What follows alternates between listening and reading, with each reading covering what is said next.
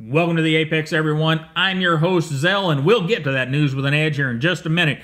First off, I want to say thank you to the patrons. They're the ones that are making Phase 2 of the Apex a reality. There's not a lot of money coming through over there on Patreon, but those guys that are doing it are making what's going on possible. Well, what's going on? Well, we got this beautiful new, let me see if I can get it in here, stand for the mic. Yeah, it's really neat. It's one of those blue microphone stands. And, you know, that's just so cool. No, that's not the only thing. Although that mic stand is pretty freaking cool, except for the fact that it keeps, I've got to get tension set right on it. Anyhow, Phase 2 of the Apex. What's it all about? First thing, the Apex is going to be live on iTunes Podcasts, Google Podcasts, Podomatic Podcasts, and whenever I say gonna be, it's already, the RSS feeds are already live there. Whenever I post this episode through Podomatic, it will get populated over to iTunes. It will get populated over to Google Play within a reasonable amount of time. And we also have the EpicSnuggleBunny. So what's that all about? Well, at the moment, it's not about anything really major, except that's the new home for the show notes. I'll still put them in the description down below, but over on the EpicSnuggleBunny, I'll be able to do a better job of formatting them for you so that they're easier to use. And it's also going to be, for now, a gathering place for anywhere that I make regular appearances, like on the Slicey Dicey podcast, the regular Zelrick YouTube channel where we do reviews and how-tos and all that other stuff, and the What's Inside videos. But most importantly, it's currently for those show notes so that they're easy to deal with, and so that you and others can go there, click on the right-hand side where I've got all the shows, and get the links directly to those shows so that you can see what I'm up to and the people that are working with me are up to. And that's all because of the patrons. That little bit of money every month has really made a huge difference in what we're doing here on the Zelrick YouTube channel and with the Apex news. Now, let's get into that news. Sharp news, right? From the Cutting Edge blog. That is Knife Depot's blog. And guys, if you don't read that one, you should go over there and subscribe or bookmark or whatever, because they generally have some good stuff. Some kind of silly stuff too, but hey, it's a blog. Everybody's got a little silly stuff on the blog. Anyhow, they have man who returns stolen Medford knife gets a cool surprise. And guys, I know that I may have said some things about maybe, I don't know if I ever said anything about Greg, but I know I've said some things about Medford knives. And I'm not taking anything back I said about the knives, but if I did say anything about Greg Medford, I take every bit of it back, Greg. I apologize. Please forgive me, sir, because what you did with this situation is so far above and beyond that, well, you have transformed any negative thoughts I may have ever had about you. And guys, if you have not seen this, you need to click on that and go over and see that, because wow. This guy, I'm not going to get into exactly what happened. Watch the video. It's a blog post over at the Cutting Edge blog, but it goes and links to a video that you're going to want to watch. And then we have is Amazon restricting the sale of knives to some states, legal knives to some states. The answer to that is yes, they absolutely are. I have been in touch with Everyday City Carry, and I'm going to have to let the dogs out real quick. Hang on, guys.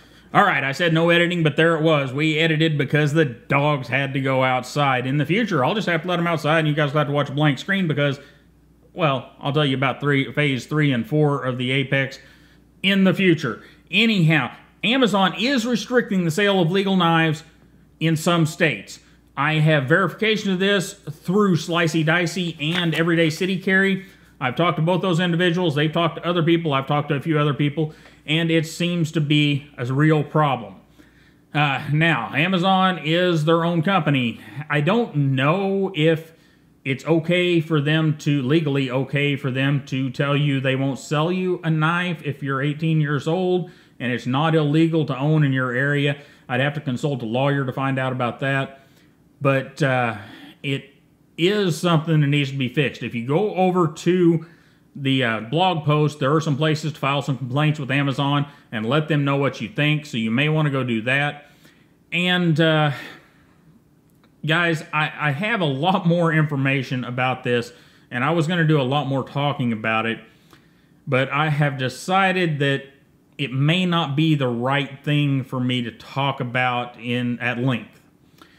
I spoke to Everyday City Carry and some other people that actually live in the city, and they told me about the methods that some people go through to get knives that are actually legal to own, but they can't get shipped into New York City.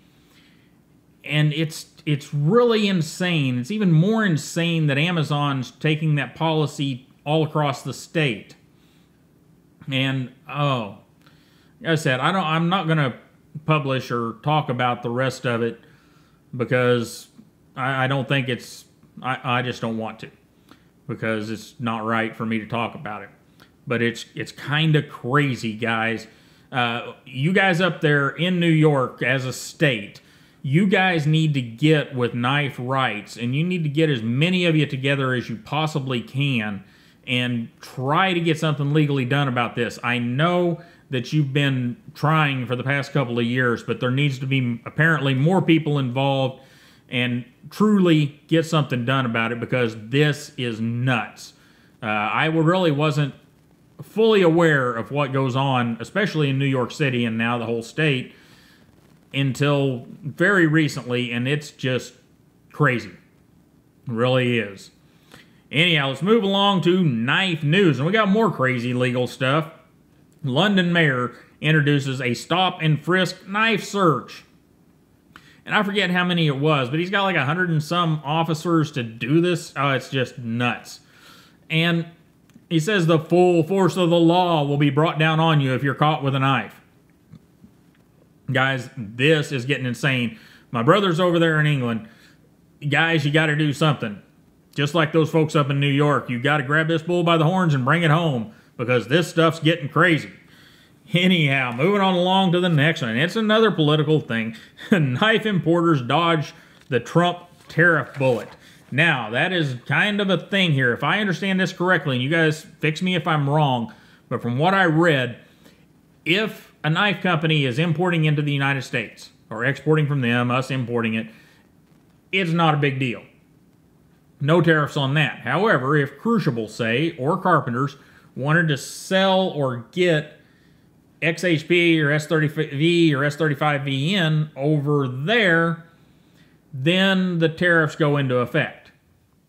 So what does that mean? Well, that really means that crucible and carpenters, etc., may end up making less money, because if you're the company, you're going to do the most profitable thing for your company, for your shareholders, and the best thing for your customers.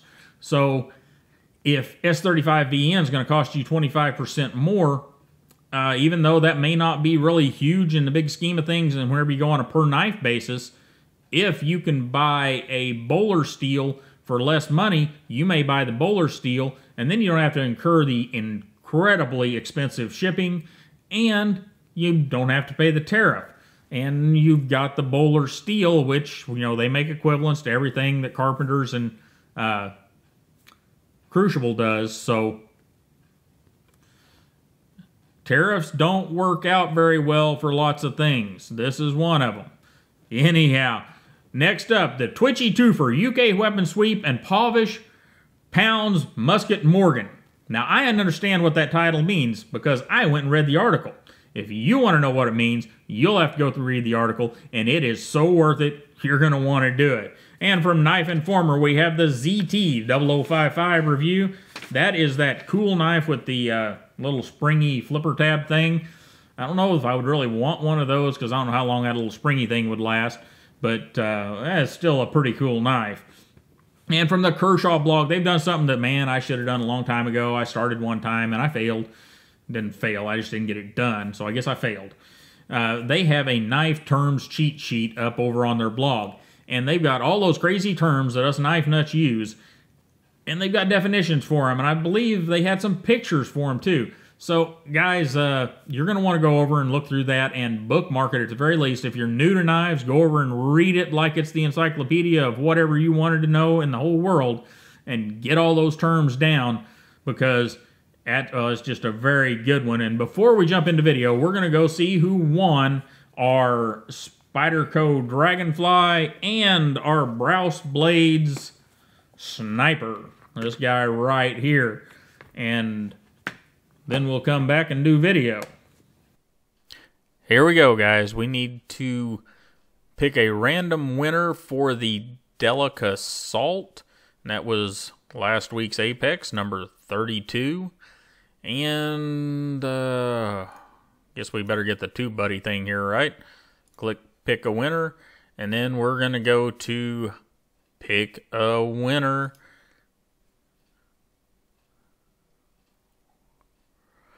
And the 122979, who's going to go to Lowe's and cut rope for customers with that little Dragonfly, is the winner. The 122979, you need to get a hold of me. The email address is in the bottom of the description. Let me know that it's you, and I'll need your address and stuff to get it out to you. And then we've got to give away the one for the patrons as well.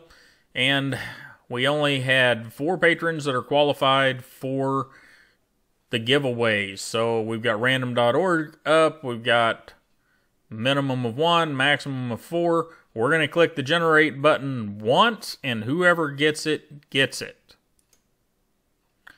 Jump keys. You, sir, are the winner, and I need to talk to you about a couple things anyhow. You know how to get a hold of me, and I'll get that knife out to you. So that is super cool, and we're going to go on with the show. So our winners were the 122979 and number 1, which over here on our list is Jump Keys. On with the show, guys. All right, congratulations to the winners. You guys need to get a hold of me. The email address is down in the very, very, very, very bottom of the description. And let me know, prove to me who you are, and get me that mailing address so that I can get that stuff to you. And congratulations again. Now let's move on to video and shortcut reviews. All right, if you listened to the Slicey Dicey podcast version 1, we had a pretty heated discussion about the Delica. And I really think, or at least I think, that Slicey Dicey was on the losing end of that discussion. I'm pretty sure Stazza thinks so too. Slicey may think something different, and that's okay.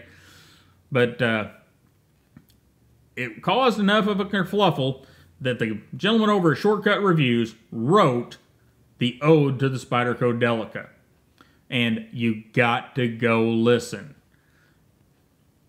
Our argument created this thing. And it's beautiful. It's way better than our argument. You want to go listen to our argument too if you haven't listened to the Slicey Dicey podcast number 1. But definitely get over there and listen to the Shortcut Reviews ode to the Spyderco Delica. And he's also got the Spyderco Manix 2 Lightweight this week. And the SnuggleBunny slides in with the Kizer Tangram series. The whole series, he's got them all in video for you. And the Grant and Gavin Hawk Mud Auto. Now, I'm not much of an auto guy, but that mud knife in an auto, man, that just sounds good to me. And the birds in their IV this week, they have the Benchmade Bugout versus the 531 Pardue. Both of them really lightweights. You'll have to go watch the video to find out who won. They also have the Brous Echelon versus the wee Eschaton. 2 somewhat similar knives, one from Brous Blades, the other from Wee Knife Company, and you'll have to go see what the birds have to say about all that. And EDC With Aaron this week has 2 wee knives up. He has the Array, says dangerously attractive. Don't know, you'll have to go see what he had to say about it. And the Slipstream, the other Simon Craft design. And he says it's slim, sleek, and beautiful. And I like both of those knives. Like them quite a bit. And Baz on Blades gets us with the Best Tech Goblin CF. That, you guys know, is one of my favorite small knives, and Baz, as you covered on talking about it. And Kevin Cleary gets us with the best I said it, I did this earlier. He called the review Best Zero Tolerance Yet. And in the order it fell just below the Best Tech Goblin. So, my tiny little brain can't make any sense of that. But it is the ZT-09. See, I can't even do that now. 0393. That's the one. That is this knife. And I can tell you, I just received this one a few days ago, and it is a sweet knife, and you'll have to go see what Kevin Cleary has to say about it, and I'll get my thoughts up on it sometime here real soon. And then Slicey Dicey, he's sliced up the Wii Minotaur review and the Three Rivers Manufacturing Viator unboxing. And you need to go watch that unboxing. You got to see if old Slicey Dicey can redeem himself after that last one. The last one was kind of a fail. It really was. So you'll have to see if he redeemed himself. And moving along, we got Nick Shabazz. He's got the Cold Steel 4-Max pocket knife, the full Nick Shabazz review. And the Apostle P has a From the Sharpening Bench of this knife again, the 0393. He says it's affordable Eclipse perfection. I don't know if I'd go that far, but pretty freaking close. And then Cedric and Ada Outdoors. Pete brings us this week CPM 10V Blade Steel Unleashed. And the Cold Steel Recon 1 in S35VN. So those of you curious about the S35VN, Pete's got you covered. And Cutlery Lover makes the show this week with Kershaw Launch 2. Affordable USA-made auto, but there's a problem. And Stazza 23 brings us our weekly dose of knife therapy with the first impressions of the Tuya Knives T1601-RT, a budget blade with high expectations. And then here on this channel, well, all we did for the past week was get a look at this Brous Blades Sniper. We did the What's Inside the Sniper, and we did the full Zell review of the Brous Blades Sniper. And now we've given away the Brous Blade Sniper, so I guess I should put it away and not mess up the knife, right? And then we also have a bonus video this week, but you'll have to go down in the description or over to the show notes to see what that video is. And guys, before we run off, we've got one more thing to do. So guys, we're bringing opinion back into the Apex. Right now, it's just going to be me. Whenever there's something interesting to talk about, I'm going to talk about it. As we move into Phase 3 and 4, we'll be bringing other people on the show to talk about the news. And hopefully it's a lot of fun for you guys. And the topic this week is kind of S35VN. There's two ways that I have seen S35VN bandied about. One good, one negative. What brought it up was the Liang Ma review I did and some reviews some other people did of some higher-end knives that have S35VN in them. And there were a number of people complaining that these knives didn't have 20CV or didn't have M390. And I don't know. Here's the way I look at it. Whenever I get up into that upper echelon of knives, if it's got S35VN, that's like the base steel. If it's S35VN or above, good to go. I'm happy. Because once I get to that point, most of the time I'm buying design. Because I could have bought a knife a heck of a lot cheaper that would have did the same job at $100 or $80. So whenever I'm up there in that 150, 200 and up range, I'm buying design. And design trumps steel as long as the steel is appropriate. And S35VN and up are what I consider appropriate in most cases. Now, the other way I saw this was the 0393, this knife, and the 0609, the RJ Martin design, I believe it is. Those two knives, which I haven't even done a review on this guy yet, and those two knives are already in sprint runs with Smoky Mountain Knife Works and a couple of other places. And some of those sprint runs are in S35VN, so I'm looking through the comments there. And there's a whole bunch of people going, oh yeah, awesome, we're getting it in S35V, and I checked the prices. The prices are pretty much the same as the ones with 20 CV in them. So no discount for S35VN. And there shouldn't be one. But, you know, I was thinking, well, these people are all happy about it. Maybe they're cheaper. Well, it's not that. There's a lot of people that really like S35VN because it is a very good steel, holds its edge for a long time, it's pretty corrosion resistant, and most importantly, it's relatively easy to sharpen. That is the blowout, the big one. M390 20CV and the other equivalents and the other things close to that are not easy to sharpen. Now, they're not horrible, but they're not easy to sharpen like S35VN is. And that, correct me if I'm wrong, but that is what I think I'm seeing in the case with the ZTs being released in S35VN. It's a steel they know, it's a steel they already respect, they probably used, and then it's much easier to sharpen than the 20 CV that's in this guy. And I fully understand that, and I really do think that some of your higher end makers, that's what they're looking at as well. If I can put S35VN in it, the people that are buying these knives, if they end up sharpening them, they can sharpen them. They don't have to have a crazy sharpening system like I've got back there, or a Tormek, or, you know, a KME, or any of these mechanical sharpeners. All they have to have is, you know, a sharp maker, a turn box, you know, a set of flat stones, and they can take care of S35VN. So try to have a little more open mind whenever you're looking at what knife steel is in some fancier knife, some more expensive knife. You may want that 20 CV, which I would prefer to have the 20 CV. I've got the equipment to sharpen it. But I understand that the S35VN for me is the baseline. Decisions you have to make. Let me know what you think down in the comments, and don't just say, well, I like this. Give me a reason. Let's have a conversation about it, and you guys have a wonderful day. Don't forget to like, share, and subscribe. Check out the Patreon. Get a few more bucks over there. We can move this stuff along a little faster, and I appreciate everyone, and I hope that the winners of those knives really enjoy them, and I will see you guys next time.